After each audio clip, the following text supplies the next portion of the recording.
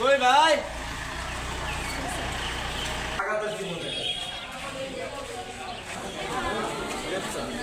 আমাদের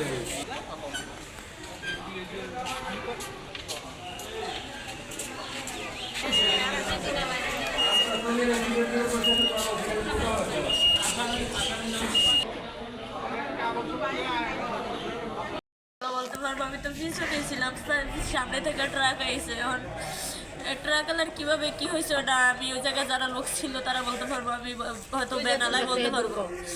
উনি বলে মোবাইলে কথা শুনছি যে লোক কথা বলতে আছে যে মোবাইলে তুমি পরে কথা বলতা, তুমি কি জন্য কথা বললে ঠিক মতো ব্রেকটা রাখতে পারো না।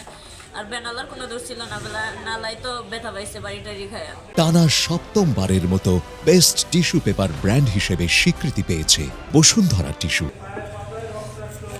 আমি ডাউন আসতে আমার আব্বা কুকুরে কামড় দিছে ওই ভ্যাকসিন দেওয়ার জন্য বাড়ি থেকে আসতে লইছি, তো আমরা উঠতে লইছি আর ট্রাক এই দিক তো যাইতে লইছি। এই অবস্থা ছিলাম, আমার আব্বা আর আমার মা দুই সাইডে ছিল, সামনে যেই সাইডে ট্রাক ছিল ওই সাইডে আমার আব্বা ছিল।